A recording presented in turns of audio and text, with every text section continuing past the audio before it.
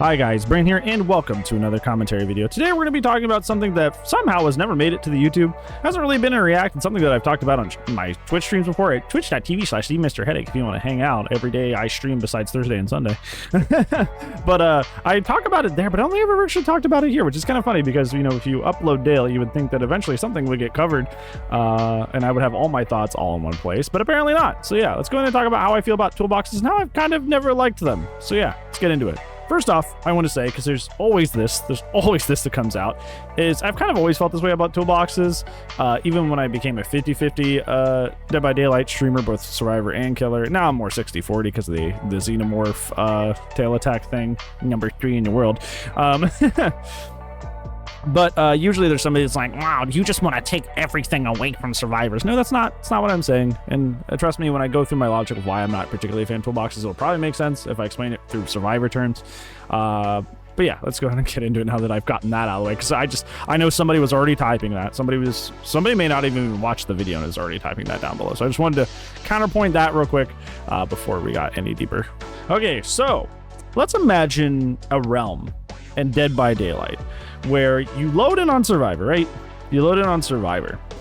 And if you don't know this, every single one of your hook states is 60 seconds. You have a full minute to sit there before the survivors can come and get you, which is why it's common that somebody will be left on hook to like the last possible second, is because survivors that know this will milk that time as much as possible in order to try and, you know, get as much gen time out on the map before they have to go get you. And it makes sense and it's smart. Let's say in this scenario, the killer brought an offering. It's a strange offering you've never seen before.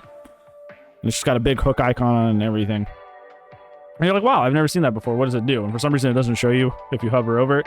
You get into the game, killer goes, hooks you up on that hook, and for some reason, now your hook states are only lasting 30 seconds. You're like, dude, what the heck? Like, what's going on, right? Like, do they have Monstrous Shrine? But no, they're standing right next to hook. You have to get really far away from Monstrous Shrine. Suddenly, all your hook states are like 30 seconds. Why? Did the killer earn it by hooking someone? No. Did the killer earn it by downing somebody? No. Did the killer earn it by killing somebody out of the game? No. What did the killer do to earn this? They spent blood points in the blood web. And by doing that, now your hook states are 30 seconds. Does that not sound super oppressive and super annoying?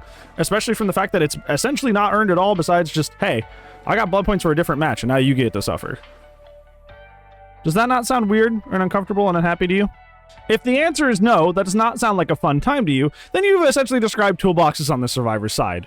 And I think the main thing about the toolbox end of things that kind of just gets under my skin is the fact that the toolboxes, half of them are for saboing, and honestly that side of it, you do whatever, right? Like saboing I don't mind at all because it's just like a fun risky thing to do that's hard to pull off, and it's just a fun little side thing. And we all know that DB could probably do with a little bit more side objectives and side things to do besides just me rush gen, But on the flip side of that, why do I get to just like partially complete part of the main objective, just because I happen to spend money in the blood web and I brought an item?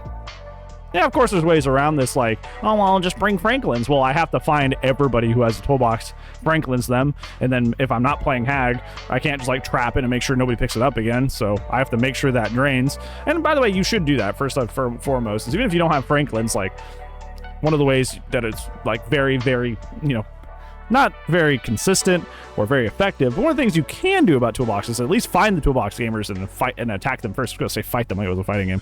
Go hunt them down first, but they still get to use it later unless you had like Franklin's or something like that. But essentially it's just like there's just an item in the game that just advances the main objective just cause. And it just skips part of the main objective just because. And this is even talking about stuff like brand new parts, which is definitely still incredibly strong and really, really good.